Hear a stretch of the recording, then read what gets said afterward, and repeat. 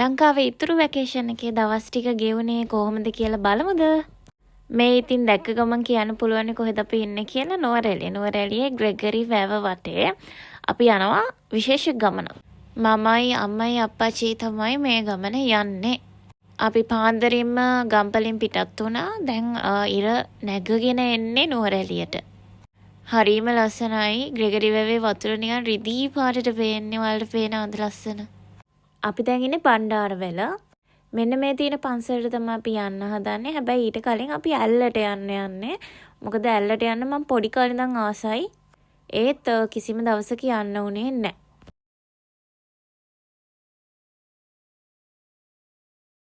අපි වීල් එකේ ගියපු නිසා එතන මැප් එක බලාගෙන ගියේ. එතන තිබුණ කඩයක් ගාව පාකින් දාලා මේ පාර දිගේම ඇවිදගෙන පල්ලෙහාට ගියා. ටිකක් වගේ අතන පාලම දින්නේ.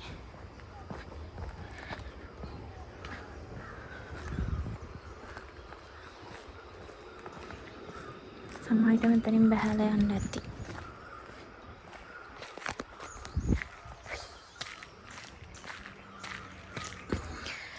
අර අතනින් ඇවිල්ලා කන්දෙන් බහැලා මේ වගේ චූටි පාරකින් යන්න තියෙන්නේ. එතෙන් එනකන් ට්‍රී වීල්ස් තියෙනවා. දැන් අපි බහැගෙන යනවා.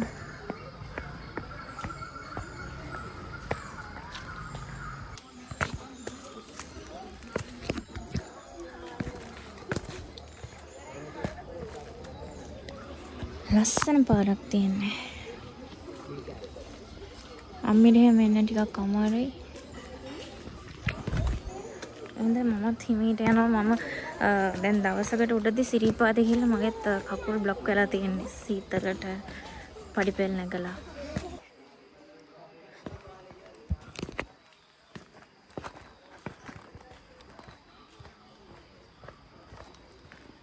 අපි ආවා. එන්න ගොඩක් කලින් නම් බලන් හිටියේ මම ඉස්කෝලේ යන කාලේ ඉඳන්. ඒ chance එකක් හම්බුන්නේ නැහැ. උදේම ආපු නිසා සෙනගත් අඩේ ලස්සන.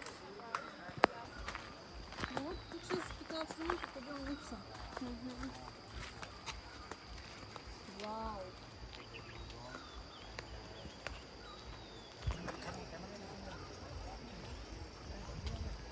Apa? Coach kan kaki balani. Kalau dua ni kan, Pen. hari hati batin penan, hari hati batin kita penan dia kan, dia jago ni kan.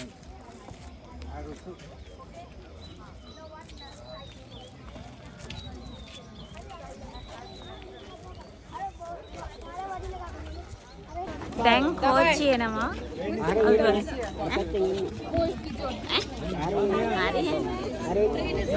අන්න අතනින් එනවා කෝච්චිය. අන්න අතන කෝච්චිය එනවා. දන්නේ නැහැ කොයි පැත්තෙන්. හොඳයි අපි මේ ට්‍රේන් එකත් බලන්න හම්බෙච්ච chance එක.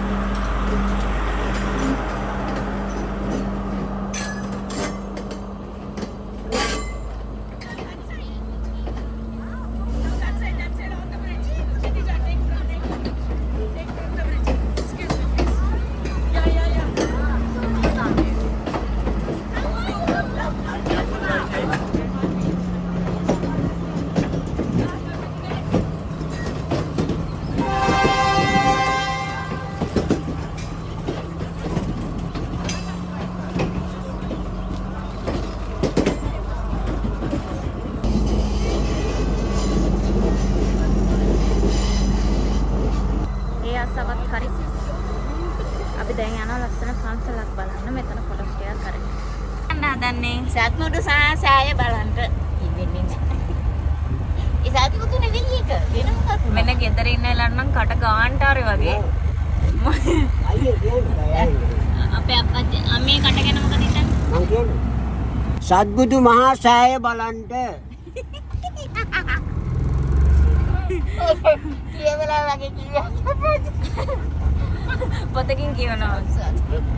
හරි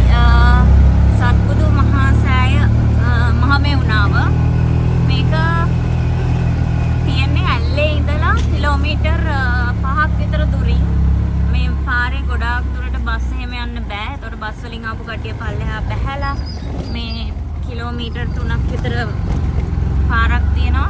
ඒ පාර ඇවිදන් යන්න ඕනේ. එතකොට කාර් එකක වීල් එකක වගේ යනවනම් ඔයාලට පුළුවන් මේ පාරේ උඩහටම යනකම් යන්න. පන්සලටම යනකම්. ඇත්තටම ගොඩාක් කට්ටිය එනවා. ලංකාවේ සංචාරකයෝ විතරක් නෙවෙයි විදේශ අය ගොඩක් යනවා. ඊළඟට බසුත් යනවා.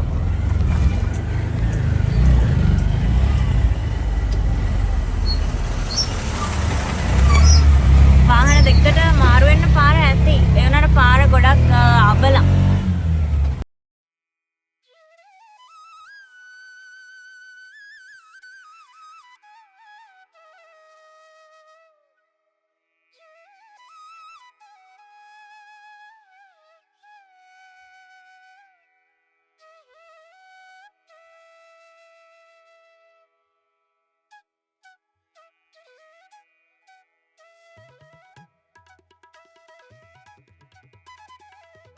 මේ තියෙන්නේ වැලිමඩ මහමෙවුනා අසපුව. හරිම ලස්සනයි. මේකේ වැඩ කරන්නේත් ස්වාමින් වහන්සේලා. ඔයාලට පේන්නේ නැත්නම් මෙතන ස්වාමින් වහන්සේ කෙනෙක් ඉදී කිරීම කටයුතු කරනවා. ඒ වගේම මේ පන්සල සාම්ප්‍රදායික බෞද්ධ විහාර වලට එහා ගිහිල්ලා නවීන විදිහට ලස්සනට හදලා තියෙනවා. ඒ වගේම අපි ගියපු දවස් සතිය දවසක් වෙලත් ගොඩක් සෙනග ඇවිල්ලා හිටියා. ඉතින් මං හිතනවා හැම දවසම මේ විදිහට සෙනග ඇති කියලා. මෙතෙන්ට යන්න වැඩිපුරම වමනාව තිබුණේ අපේ අම්මිට. ඉතින් අම්මිට ඕනි නිසා තමයි මෙතෙන්ට එක්කන් ආවේ. එයා කොහොමත් මම ඉති ඇවිද්දා ඇරෙන්න ගොඩක් ඇවිදින කරන කෙනෙක් නෙවෙයි. එයා ගෙදරට වෙලා තමයි ඉන්නේ.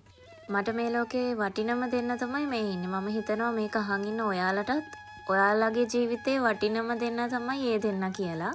මම ඔයාලට එද්දි කිව්වා නේද මම මාර කම්ෆර්ටබල් දැන් තනියම දේවල් කරගන්න කොන්ෆිඩන්ට් ඒ වගේම මං ආසයි තනියම ඉන්න තනිකමට ආසයි එහෙම කියලා. ඉතින් ඇත්තටම මට හිතෙනවා මම මේ ධර්මෙත් එක්ක ඉඳලා මොනවා හරි දෙයක් ප්‍රගුණ කරලා තියෙනවා කියලා මගේ ආධ්‍යාත්මික ජීවිතේට. ඒ වගේන් ලැබිච්ච පන්නරේ හින්දා ලැබිච්ච කොන්ෆිඩන්ට් එකක් කියලා තමයි මම විශ්වාස කරන්නේ. ඉතින් මම කැමතියි මම අවබෝධ කරගත්ත යම්කිසි දෙයක් තියෙනවා නම් මේ හැමදේම නැති වෙනවා අපිට මේ හැමදේම දාලා යන්න වෙනවා කියන යථාර්ථය මගේ අම්මයි අප්පච්චි තේරුම් ගන්නවා. මම එයාලට මේ ගමන අතරතුරේදීත් ඒක පැහැදිලි කරා. අපි දේවල් බදාගෙන කරගෙන කොච්චර තියාගෙන හිටියත් අපිට මේ දේවල් කවදා හරි දාලා යන්න වෙනවා කියලා. ඇතර අපේ අම්මිගේ මගේ තියෙන බැඳීම හරිම ලොකුයි. අපේ අම්මි දරුවෝ දෙන්නට මාර ආදරෙයි. ඒක මම දන්නවා. දැනට මට දරුවෝ නැති නිසා මට අවබෝධ කරගන්න අමාරු ඇති කොහොමද දරුවෙක් එක්ක තියෙන බැඳීම ඒ බැඳීම අඩු කරන්න ලේසිද අමාරුද කියලා ඒ වුණත් හැම වෙලෙම මම අම්මටත් කියන්නේ බැඳීම් ගැන තියෙන ආසාව අතාරින්න කියලා. අපි දේවල් ගැන තියෙන තණ්හාව වැඩි වෙන්න ඒ දේ කරන්නේ අපිව දුකටපත් කරන එකම විතරයි. අපි දේවල් වලට ආසා කරන්නේ නැතුව ඒ දේවල් වලින් ගැලවෙන්න වෙන්නේ අපේ ජීවිතේ අමාරු එකක් වෙන්නේ නැති එක තමයි. ඇත්තටම මේ පන්සල හරියටම හිත නිවන තැනක්. මෙතන ගොඩාක් මෙඩිටේෂන්ස් එහෙම යනවලු. මේ වටපිටාව ඒ තියෙන කාලගුණේ ඒ තියෙන සීතල ඒ වගේම මේ මල් වල සුවඳ හඳුන් කුරු වල සුවඳ ඒ ඔක්කොම එකතු වෙලා පුදුම තරම් හිත නිවන හැඟීමක් තමයි මේ පන්සලට ගිහපුවාම එන්නේ.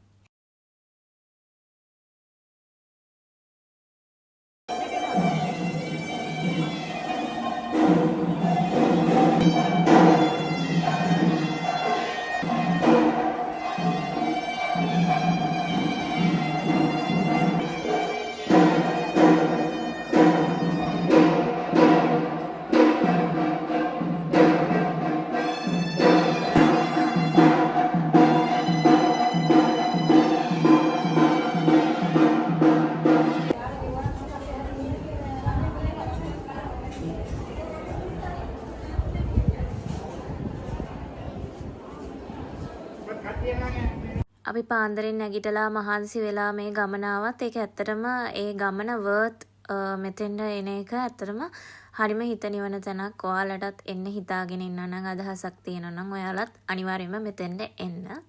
ඒ තරම්ම හරිම නිස්කලංක ලස්සන තැනක්. මේ පන්සල ගැන විශේෂ දෙයක් කියන්න ඕන. මේ පන්සලේ දවස් 365ම ක්‍රියාත්මක වෙන දන්සලක් තියෙනවා. ඉතින් ඒ දන්සල දෙන්න ඒ වගේම මේ පන්සලේ තියෙන ඉදිකිරීම් කටයුතු වලට ඔයාලට ආධාර කරන්න පුළුවන්. අපි යනකොට දන්සලේ තිබුණේ තේපැන්නුයි බිස්කට් දන්සලක්.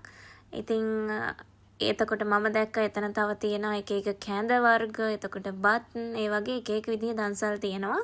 ඉතින් ඒවට දායක වෙන්න පුළුවන් ඔයාලටත් ඇති හැකි විදිහට. මං කලින් කිව්වා වගේ මේක වන්දනාමාන කරන්න එන්නේ ලංකාවේ වැතිමතුන් විතරක් නෙවෙයි. දෙස් විදේශ රටවලිමුත් මෙතෙන්න ගොඩාක් එනවා. මොකද ඇල්ල ඒරියා එකේ තියෙන නිසා. ඇල්ලට යන අතරමඟදී නිකන් කන්ද දිහා බලපුවාම උඩින් පන්සල තියෙනවා පේනවා. ඒ දැකලා එනවා වෙන්නත් පුළුවන්. දේවල් දැනගෙන එනවා වෙන්නත් පුළුවන්. ඒතර මේ තියෙන්නේ දන්සල. අපිත් දන්සලෙන් තේ ටිකක් පීලා බිස්කට් එකක් කෑවා. ඒකලා අපි එන ගමන් ග්‍රෙගරි වැවෙත් පොඩ්ඩක් ඉඳලා රිලැක්ස් වෙලා ඊට පස්සේ අම්මයි අපච්චි එක්ක එහෙම අපි ආය නුවරට ආවා. ඒ අතින් බලපුවම ලංකාවත් හරි පුදුම රටක් නේද? මෙතන ඉඳන් පැය 2-3ක් පල්ලෙහාට ගියපුවාම හරිම රස්නෙයි. මේ ටික ඇඟ නිවන පුදුම සීතල හුළඟත් එක්ක ආපු පුදුම නිස්කලංක පරිසරයක් තමයි මේ ටිකේ තියෙන්නේ. මම යනවාද දවල් කෑමකට මගේ යාළුවෙක්ගේ ගෙදර. මගේ යාළුවෝ මගින් ගන්න ඉන්නේ. එයා වැඩ ඇරිලා එන්නේ. ඔන්න මගේ යාළුවා ඇවිල්ලා ඉන්නේ.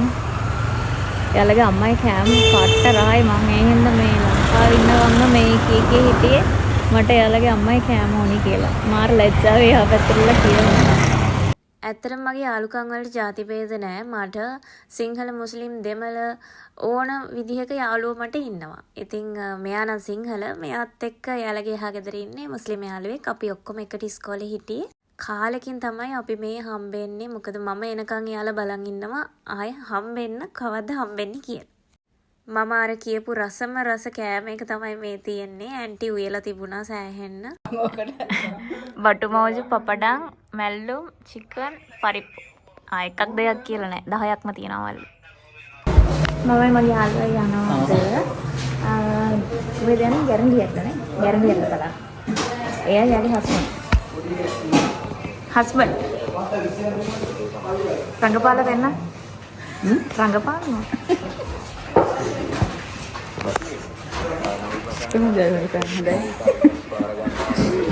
අපි දැන් ඉන්නේ අප්පච්චි කඩේ රොටි කන්න. ඇවිල්ලා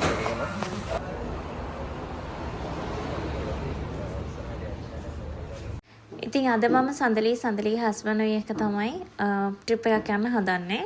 මම ලංකාවට ආවට පස්සේ මෙයා වැඩ කරන්නේ ආසිරි හොස්පිටල් එකේ. මම එතන ගියා සර්ප්‍රයිස් කරන්න.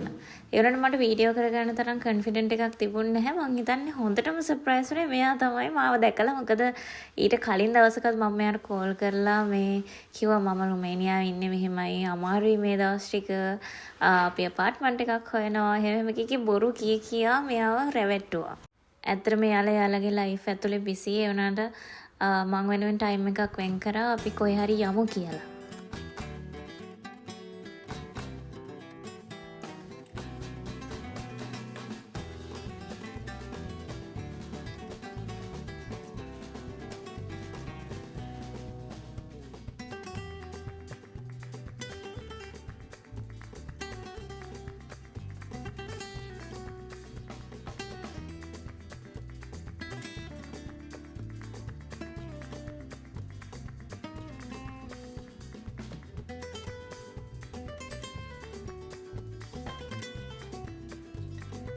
ඔයාලට මගේ vlogs බලුවා නම් මතක ඇති මගේ වෙඩින් එක ගත්තේ මෙතන. මගේ වෙඩින් එකේ වීඩියෝ එක බලන්න කැමති කට්ටිය description box එකේ බලන්න. මේක තමයි ලොකේෂන් එක. දැන් මේ අවුරුදු දෙකකට පස්සේ මෙතෙන් එන්නේ ආයෙම. දැන් නම් වෙනස් වෙලා ටිකක් ඉස්සරට වැඩිය.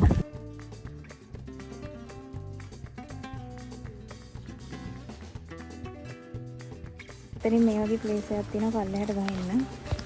මම සෙරප්පු දෙයක් දාන් ආවේ හරි සෝක්. සායකුත් ඇඳගෙන. come on. අර බුත් දාන් එන්න ඕන. මොකක්ද තියෙන්නේ රියද්ද?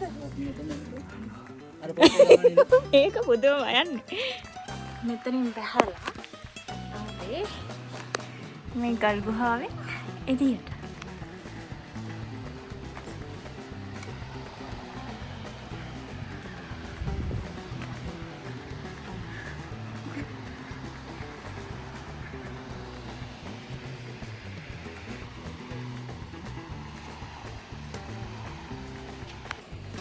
අපි දැන් මෙතන හිටිය ටිකක් වෙලා අපි දැන් යන්න හදන්නේ. හරි අපි යනවා දියැල්ල වැටෙන තැන බලන්න. එතන ගෙදරක් තියෙනවා ටැමිල් ගෙදරක්. එයාලා අපිට ගම මෙතනින් යන්න කියලා. එහා පැත්තේ මම හිතන්නේ.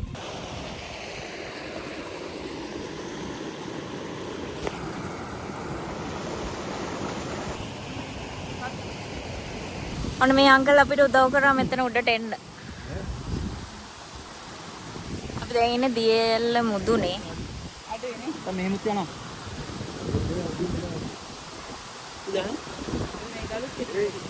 ඉතින් මගේ චූටි වැකේෂන් එකේ හිතුවේවත් නැති තරම් ඉක්මනටම දවස් ටික ගෙවිලා ගියා. දැන් මම මේ හදන්නේ එයාපෝට් එකට යන්න. ඉතින් දැන් තුන් පාරකට ආසන්නව මේ ගමන මම ගිහින් තියෙනවා. පළවෙනි පාර හැමදේම නැති වුණා. මම තනි වුණා වගේ හැඟීමක් තමයි ආවේ. හැබැයි දැන් වෙද්දි වයස වැඩි වෙනවත් එක්කද මන් දන්නේ නැහැ. දැන් තේරෙනවා මට දැන් ලංකාවේ හිටියොත් එහෙම මට දෙයක් කරන්න බෑ. මට යන්නම වෙනවා. ගියොත් තමයි මට අම්මටයි අප්පච්චිටයි සලකගෙන ඉන්න පුළුවන් කියලා. අනේ හින්දා මම හිත සතුටෙන් මේ ගමන යනවා. ඉතින් මේ සැරේ මාව දාන්න එන්නේ අපේ අම්මී අප්පච්චි මගේ හස්බන්ඩ්ගේ අප්පච්චි. ඉතින් කොහොම හරි මම මේ සැරේ හිතාගෙන ගියේ ගොඩාක් වෙලා ස්පෙන්ඩ් කරන්නේ නැහැ එළියේ කියලා. මොකද එයාලා මාව එයාපෝට් එකට දාපු ගමන් මම ඇතුළට යනවා කියලා. එතකොට අර ගොඩාක් එයාපෝට් එකේ එළියට වෙලා කට්ටියව බදාගෙන කරගෙන හිටියොත් එහෙම එතකොට දුක වැඩි. ඉතින් මේ සැරේ අනික මම ට්‍රැවල් කරෙත් තනියම නිසා තනියම අඬා තමයි මට එයාපෝට් එකේ යන්න වෙන්නේ කියලා මම දැනගත්තා. ඉතින් කොහොම හරි වැඩි වෙලාවක් එළියේ ඉන්නේ නැතුව අම්මටයි අප්පච්චිටයි එතකොට අපේ අයියාගේ අප්පච්චිටයි වැඳලා මම ඉක්මනටම බඩු ටික අරගෙන ඇතුළට ගියා. එදා පුදුම සැනගක් හිටියේ එයාපෝට් එකේ. කොහොම හරි පැයක් විතර ගියා මේ ඉමිග්‍රේෂන් එකට යනකම්ම ක්ලියර් කරගන්න. කොහොම හරි දැන් එතන වැඩ ටිකත් ඉවර කරගෙන සිකියුරිටි චෙකප් එකත් කරගත්තා. පළවෙනියටම තියෙනවා සිකියුරිටි චෙකප් එකක්. එතකොට ඊට පස්සේ මම හිතන්නේ අර එක එක රටවල් වලට වෙනම තියෙනවනේ ගේට්ස්. ඒ ගේට් වලිමුත් තියෙනවා වෙනම සිකියුරිටි චෙකප් එකක්. ඉතින් මම තිබහ නිසා මොකද මම හදිස්සි වෙලා එකපාරට පැනගෙන ආවනේ. ඒ නිසා මම ටී එකක් ගත්තා බොන්න. දැන් අපිව බෝඩින් කරලා තියෙන්නේ. මෙතන ඉස්සරහත් කොහොම හරි සිකියුරිටි චෙකප් එකක් තිබුණා. දැන් මම ෆ්ලයිට් එකේ ඉන්නේ. ඉතින් කොහොම හරි මම අපේ සෙකන්ඩ් chance එකේ අවන්තිට කිව්ව විදිහටම අවන්ති මට වින්ඩෝ සීට්ස් බුක් කරලා තිබුණා. මගේ මැද සීට් එක මම හිස් කියලා හිතුවේ. කොහොම හරි අපේ ලංකාවේ අයියා කෙනෙක්ම තමයි එතන මැද සීට් එකට දාලා තිබුණේ. එහෙනම් ආය හැම්මෙනකන් ගිහින් එන්නම් ශ්‍රී ලංකා. අපි යනකොට වැස්ස අහසට උනත් දරා ගන්න බෑ මම යන එක. එතකොට මම යද්දිත් ෆ්ලයි ඩුබායිම තමයි ගියේ. මොකද මම රවුන්ඩ් ට්‍රිප් එකක් තමයි ටිකට් එකේ දැම්මේ. හැබැයි මම ආය ෆ්ලයි ඩුබායි ෆ්ලයි කරන්නේ නැහැයි කියලා හිතාගත්තා ගිය සැරේ එද්දි මට තිබ්බ එක්ස්පීරියන්ස් එකත් එක්ක.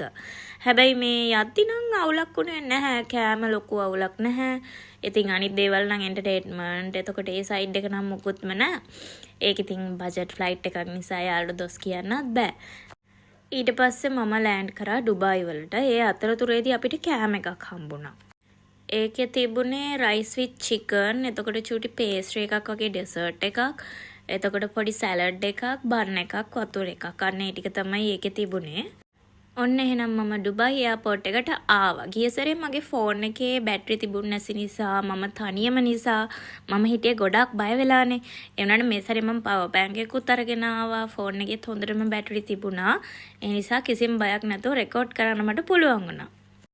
දැන් කොහොම හරි මට තිබුණේ ටිකට් එකේ ටර්මිනල් 3 එකට යන්න කියලා. බස් එකක ගිහිල්ලා, ඒ කියන්නේ බස් දෙකක යන්න ඕන ෆ්ලයිට් එකෙන් එක බස් එකක ගිහිල්ලා ඒ ටර්මිනල් එකේ ඉඳන් ටර්මිනල් 3 එකට යනකම් තව බස් එකක යන්න වුණා. ඇත්තටම මං ගියපු එයාපෝට් අතරින් ඩුබායි එයාපෝට් එක ඇත්තටම ලස්සනයි. ඒ කියන්නේ ඩියුටි ෆ්‍රී ඒරියා එක වුණත් සෑහෙන ලොකු රේන්ජ් එකක හැමතැනම ඩියුටි ෆ්‍රී තිබුණා. ගොඩාක් ගේට් තියෙන අසල ඩියුටි ෆ්‍රීස් දාලා තිබුණා. ඉතින් මම ඩියුටි ෆ්‍රී එකට ගියා. රුමේනියාවට එද්දිත් අරගෙන එන්න ටිකක් දේවල් ගන්න. මෙන්න මේ විදිහට එක එක මේ නට්ස් වර්ග එහෙම තියෙන ඒරියා එකක් තිබුණා. ඒකලා විශේෂම දේ තමයි මට පැය 5ක් ඉන්න තිබ්බා. හැබැයි මම බස් එකේ එන්නම මට සෑහෙන වෙලාවක් ගියා. මේ වගේ චෙයර්ස් දාලා තියෙනවා අපිට හාන්සි වෙලා ඉන්න. ඒක ඇත්තටම වටිනවා. පස්සේ කොහොම හරි ඔයාලා දැක්කනේ මම රෑ ආවේ. දැන් පාන්දර වෙලා එළිය වැටිගෙන එන්නේ. ඊට පස්සේ අපිව බෝඩ් කරා. දැන් මම බෝඩ් වෙලා ඉන්නේ ෆ්ලයිට් එකට යන්න. ෆ්ලයිට් දෙකේම කොහොම හරි වින්ඩෝ සීට් එකක් තිබුණ නිසා ප්‍රශ්නයක්ම නැහැ. මේ ඉන්නේ ඩුබායි අහස යට. ඩුබායි අහස යට ඉන්න කට්ටිය ඉන්නා නම් කමෙන්ට් එකක් දාන්න. අර ඔයාලට මම එදා එද්දි පෙන්නපු අයිස් කඳු ටික මතකද? මෙන්න මේ තියෙන්නේ ඒ අයිස් කඳු ටික. ඉර නැගගෙන එනකොට මම ඔයාලට පෙන්නන ඉරත් එක්ක මාර ලස්සනයි. ඉතින් කෑම එක හම්බුණා. මේ විදිහේ පොඩි ඔයාලට මතකනේ කෝල් සලාඩ් එකයි ටිකයි චිකන් රයිස් එකක්ම තමයි මම තෝරගත්තේ.